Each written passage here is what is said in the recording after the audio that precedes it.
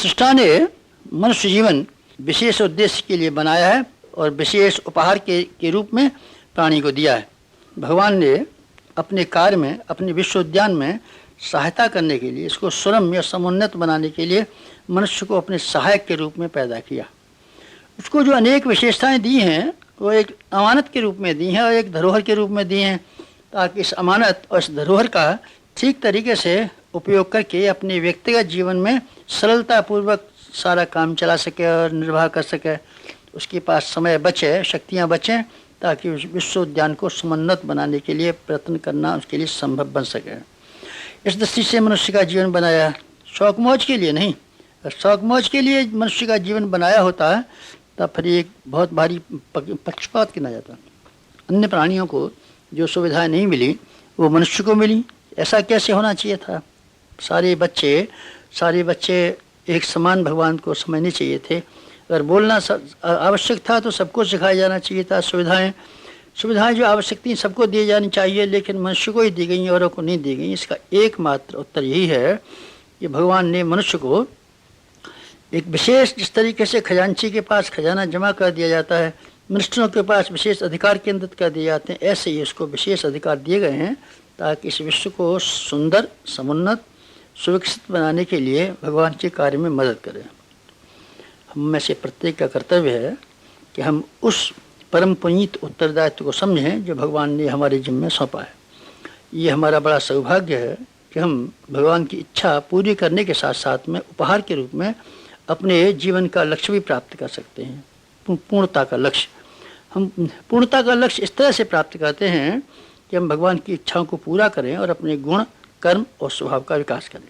इनका विकास करने से ये संभव है कि हमारी आत्मा विकसित हो और आत्मा विकसित होते हुए परमात्मा के स्तर तक पहुंचने में समर्थ बन सके। इसलिए हमको सृष्टा की इच्छा पूरी करने के लिए कटिबद्ध होना चाहिए। ऐसा हम कर सकें तो हमको अध्यात्मवादी कहा जाएगा। अध्यात्मवाद का सारा शिक्षण इसी उद्देश्य के लिए है कि वे व्यक्ति अपने कर्तव्यों को समझे और उत्तरदायित्वों को समझे। कर्तव्य और उत्तरदायित्वों को समझते हुए अपनी गतिविधियों का निर्धारण इस तरीके से करे, दृष्टिकोण का निर्धारण इस तरीके से करे जिसमें व्यक्ति की गरिमा की वृद्धि होती हो, व्यक्ति चरित्रनिष्ठ बनता हो, व्यक्ति शालीन और शालीन बनता हो और समाज में सुव्यवस्था पैदा करने में सहायक बनता हो। यही है जीवन का उद्देश्य। आश्चर्य इस बात का कि मनुष्य के पास जहाँ इतनी बुद्धि और सुविधा साधन दिए गए, उसको हंसी खुशी का जीवन जीना चाहिए था, हल्का फुल्का जीवन जीना चाहिए था। इतनी सुविधा उसके पास रहनी चाहिए थी कि अपना गुजारा बहुत कम में करने के बाद, सुख सुविधा करने के बाद में सारा समय हंसी खुशी के साथ भगवान के काम में लगा सकने में समर्थ रहा होता। ऐसा ही जीवन का निर्माण हमारे लिए हुआ है। लेकिन अचंभा इस बात का है कि हम में से अधिकांश आदमी कठिनाइयों में फंसे हुए, अभावों से ग्रस्त, आपत्तियों में रोते और खींचते हुए देखे जाते हैं। फिर कैसे आगे बढ़ेंगे जब आपत्तियां ही रास्ता रोके खड़ी हैं, अभाव ही पग पग को हैरान कर रहे हैं, तो आगे वाली बात कैसे बन सकती है? अब ये देखना चाहिए आखिर हुआ क्या, कैसे ऐसी स्थिति आ गई जब भगवान ने हमको इतना साधन दिए थे, फिर हम उन साधनों को और उद्देश्यों को पूरा करना तो दूर, उल्टे कठिनाइयों में ही जकड़े रह गए, मुसीबतों में ही फंसे रह गए। बात कैसे बनी? तो आइए हम लोग इस पर विचार करें। जब हम विचार करते हैं तो मालूम पड़ता है कि हमारे भीतर, हमारे चिंतन में और हमारे क्रियाकलाप में कहीं भूल पड़ जाती है। इस भूल का ही परिणाम है कि हमारी मनस्थिति दुर्बल होने के कारण से, विकृत होने के कारण से हमारे बहिरंग जीवन में सारी की सारी परिस्थितियाँ विकृत होती चली जाती हैं और हम अभावों और कष्टों, संकटों से ग्रसित होते चले जाते हैं। अगर हम अपने दृष्टिकोण को परिष्कृत कर सकें और अपने गतिविधियों को सही कर सकें, तो वो सारी समस्याएं जो मनुष्य जाति को खाई जा रही हैं, जिनसे आदमी को हर वक्त बेचैन रहना पड़ता है, हर समय कष्ट में घिरा रहना पड़ता है, जिससे पार पाने के लिए हर किसी के सामने पल्ला पसारता है और नाक रगड़ता है। आप हमारी सहायता कीजिए, किसी की भी सहायता प्राप्त न करनी पड़े। अगर हम अपने दृष्टिकोण को बदल लें और अपने क्रियाकलाप में हेर फेर कर लें, तब अध्यात्म की शिक्षा यही है कि अपने भीतर हम देखें, अपने आप को समझें, अपने आप को जानें, अपनी गलतियों के बारे में गौर करें और अपनी गतिविधियों को ठीक करने के लिए प्रयत्न करें। अगर हमने ऐसा प्रयत्न प्रारंभ कर दिया तो समझना चाहिए सच्चे अर्थों में हम अध्यात्मवादी हुए। देखते हैं कीचड़ जहाँ कहीं भी सड़ती है वहाँ कीड़े पैदा हो जाते हैं, बदबू पैदा हो जाती है, रेंगने वाले क्या कीड़े जहाँ तहाँ घूमना शुरू हो जाते हैं और दुर्गंध फैलना शुरू हो जाती है। इनमें से प्रत्येक विकृति को हम दूर करना चाहें तो हमारे लिए कठिन है। कीचड़ बनी रहे और हम मच्छरों को पकड़ के भगाना चाहें तो कठिन है, मच्छरों को मारना चाहें तो कठिन है, बदबू हटाना चाहें तो कठिन है। सुगम यह है कि कीचड़ की गंदगी को साफ करें। कीचड़ की गंदगी को हम साफ कर देंगे तो हमारे लिए बदबू से बच सकना सुगम हो जाएगा, फिर मक्खी मच्छरों से बचना सुगम हो जाएगा, फिर रेंगने वाले कीड़ों का अंत अपने आप आ जाएगा, हमको किसी कीड़े को मारना नहीं पड़ेगा। दुर्गंधी को दूर करने के लिए कोई खुशबू बखेरने की जरूरत नहीं पड़ेगी, बल्कि स्वयं ही जब गंदगी साफ हो जाएगी तो सब ये विकृतियां दूर हो जाएंगी जिनसे हम परेशान थे। हंसता हंसाता जीवन हमारा होना चाहिए था, खिलता खिलाता जीवन हमारा होना चाहिए था, हमको प्रसन्न और प्रफुल्लित रहना चाहिए था। हमारी शक्ति ऐसी होनी चाहिए थी कि अपनी हल्की जिंदगी को स्वयं पार कर लें और अपने कंधे पर बिठा करके दूसरों को पार कर दें, लेकिन ऐसा बन नहीं पाता। इसका कारण ये है हमारी जीवन में जो अशुद्धियाँ छाई हुई हैं उनका कारण ये है कि हमारा रक्त दूषित हो गया। मानसिक रक्त दूषित हो जाने पर फोड़े फुंसियों का निकलना स्वाभाविक है। जीवन में असंख्य विकृतियों का, असंख्य चिंता परेशानियाँ हैरानियों का निकलना संभव है। इनको दूर करने के लिए हमको ये करना पड़ेगा कि जहाँ से ये स्रोत हैं कि वो स्रोत बंद करने पड़ेंगे।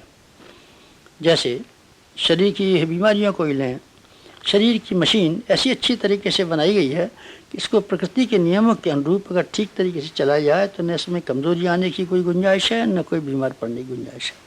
प्रकृति में हम दृष्टि डाल के देखते हैं तो सृष्टि का कोई प्राणी बीमार नहीं मालूम पड़ता। बढ़ापा तो सबको आता है, मौत भी सबको आती है, मरना भी सबको पड़ता है, बूढ़ा भी होना पड़ता है, पर बीमारी नाम की कोई चीज़ किसी योनि में दिखाई नहीं पड़ती।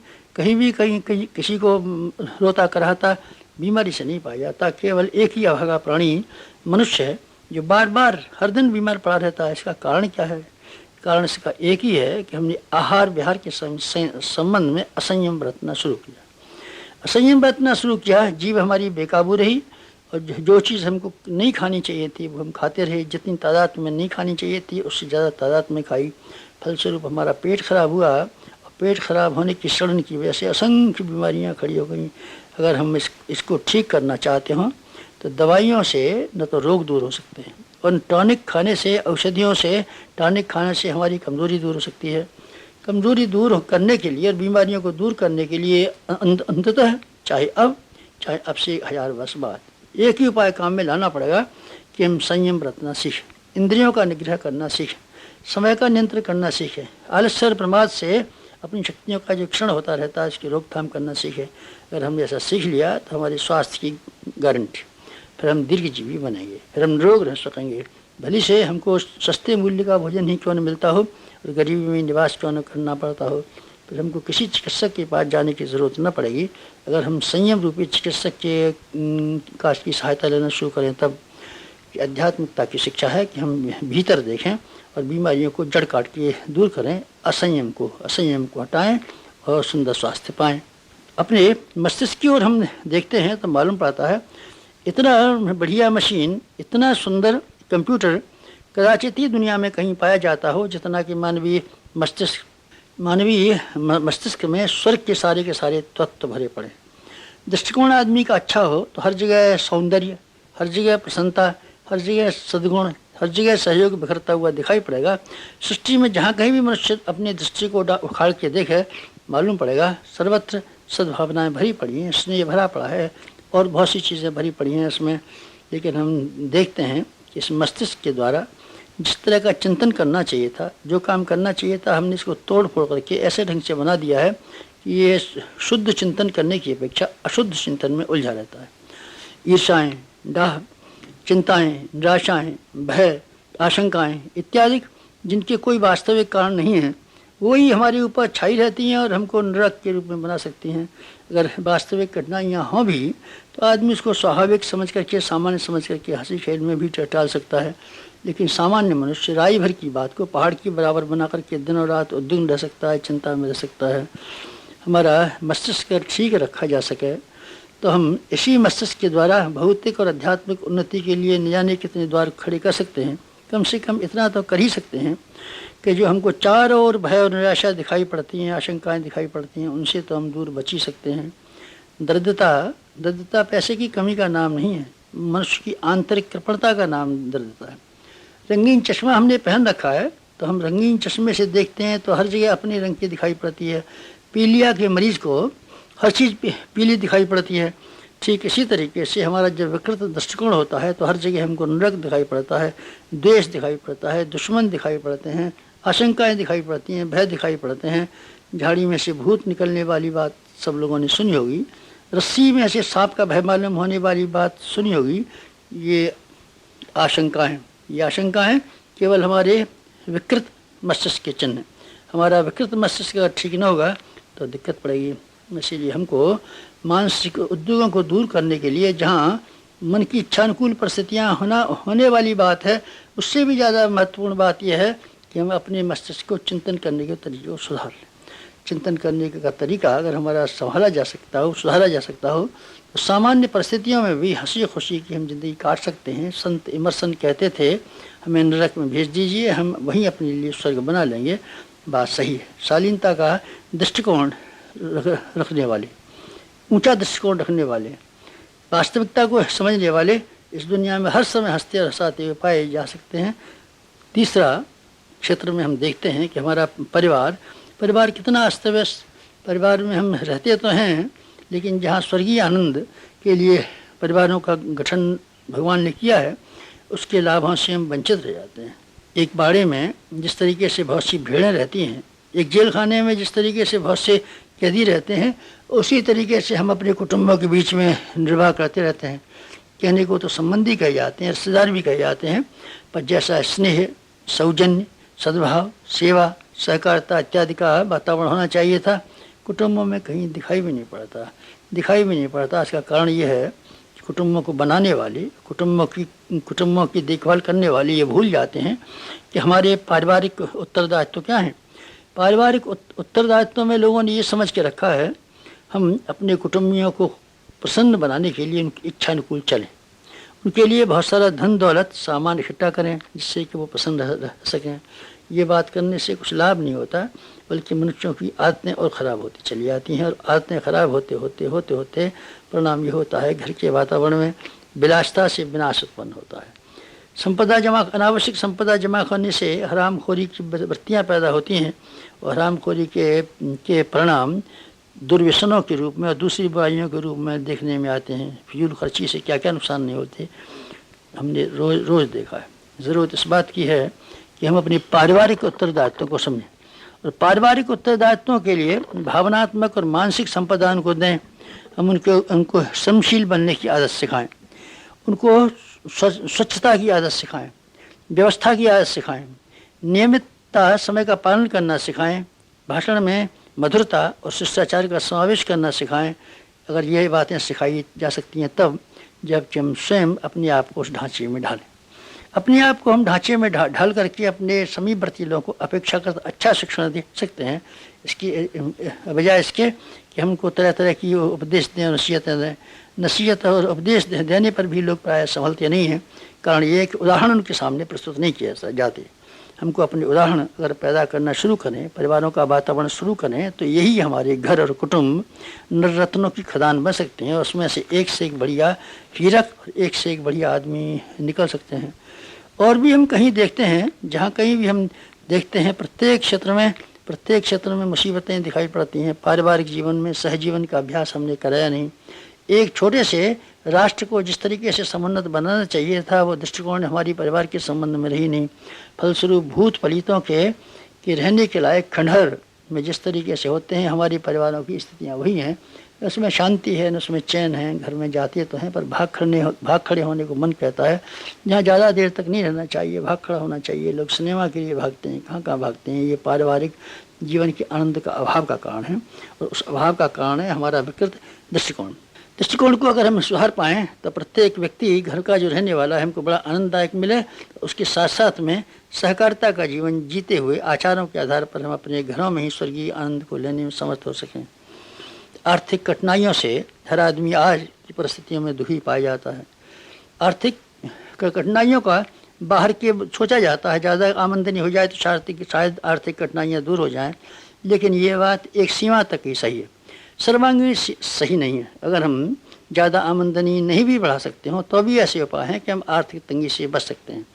जितनी आमदनी अपनी है उसके हिसाब से हम बजट बना करके चलें तो हमारे लिए ये पूरी तरीके से संभव है कि हम ठीक तरीके से जीवन यापन कर लें।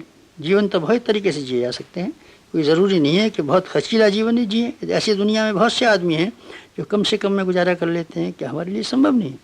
हम अगर कम खर्च में कम आमदनी करते हैं तो कम खर्च में गुजारा करें और आर्थिक कठिनाई जैसी चीज़ों जैसी मुसीबतों से सहज ही छुटकारा पाएँ। हम अपनी योग्यताएं बढ़ाएं, श्रम करने की सामर्थ्य बढ़ाएं। योग्यता बढ़ाने से धन ज़्यादा मिल सकता है, श्रम ज़्यादा करने से पैसा ज़्यादा मिल सकता है। श्रम हम बढ़ाएं नहीं, योग्यता बढ़ाएं नहीं, आमदनी बढ़ने की सूरत हो नहीं, खर्च बढ़ाते हुए चले जाएं तो बताइए फिर सिवाय आर्थिक तंगी के और क्या मिल सकता है? आर्थिक तंगी ही बनी रहेगी। आलस्य और प्रमाद जिन लोगों के ऊपर छाया रहता है वो दरिद्रता उनके पास स्थायी रूप से बनी रहेगी। शारीरिक दरिद्रता आलस्य के रूप में और मानसिक दरिद्रता प्रमाद के रूप में जिन लोगों के पास है वो कितना ही धन होने पर भी गरीबों जैसा दरिद्रों जैसा जीवन ही जिएंगे। सामाजिक जीवन में हम देखते हैं चारों ओर विकृतियाँ फैली हुई हैं और किस तरीके से आपाधापी खींचतान पड़ी हुई है। समाज में रह कर के आदमी को कितना उन्नतशील और पसंद रहना चाहिए था, पर यही समाज विकृतियों के कारण से नरक बनी हुई पड़ी है। हम देखते हैं सामाजिक कुरीतियाँ किस तरीके से, सामाजिक विषमताएँ किस तरीके से अपने मेंबरों को, सदस्यों को त्रास देती हुई चली जाती हैं। हम देखते हैं जात पात के नाम पर किस तरीके से आदमी एक दूसरे से अलग होते चले जाते हैं। हम देखते हैं लिंग भेद के नाम पर, स्त्री पुरुषों के नाम पर एक को ऊंचा और एक नीचा बना करके किस तरीके से विषमता पैदा की जाती है। हम देखते हैं पर्दे की प्रथा की वजह से 50% जनता को अपनी मानवोचित अधिकारों से किस तरीके से वंचित किया जाता है। हम देखते हैं विवाह शादियों पर अंधाधुंध होने वाली धनराशि किस तरीके से हमें गरीब और बेईमान बनाती है। हम देखते हैं दहेज के लिए किस तरीके से लोग मचलते हैं। हम देखते हैं मृत्युभोज जैसे निरर्थक काम के लिए कितना पैसा खर्च होता है। हम देखते हैं भिक्षा व्यवसाय में लाखों की तादाद में आदमी कैसे अपने समय को खराब करते हैं और किस तरीके से अपनी दीनता का परिचय देते हैं। कुरीतियाँ, बेईमानियाँ, उद्दंडताएँ, धूर्तताएँ चारों ओर फैलती पड़ी हैं। ये किस तरह संभव है? इनको कानून बना करके पुलिस के द्वारा भी दूर नहीं किया जा सकता। अगर इनको कभी दूर किया जा सकेगा तो आध्यात्मिकता के सिद्धांत मनुष्यों के भीतर जमा करके ही दूर किया जा सकता है। आदमी की धर्म धारणा अगर जीवंत किया सके, ईश्वर विश्वास अगर जीवंत किया जा सके तो समाज में जो असंख्य प्रकार की विकृतियाँ जो संघर्ष पैदा करती हैं, द्वेष पैदा करती हैं, कलह पैदा करती हैं, मनोमालिन्य पैदा करती हैं, संघर्ष और विग्रह उत्पन्न करती हैं, इन सब से छुड़ाया जा सकता है अगर आदमी अध्यात्मवादी दृष्टिकोण से लेके चलें और समाज में आध्यात्मिकता की मान्यताओं की स्थापना की जा सके। हम देखते हैं व्यक्तिगत जीवन में जितने भी पहलू हैं, पक्ष हैं, ये सब असंगत और व्यक्तिगत होने के कारण से उसकी केवल आत्मिक दृष्टिकोण की कमी है, उसी से परिस्थितियाँ विकृत होती हैं। सामूहिक रूप से हम देखें, सामाजिक रूप से भी देखें तो बात यही जो कि घूम करके दिखाई पड़ती है।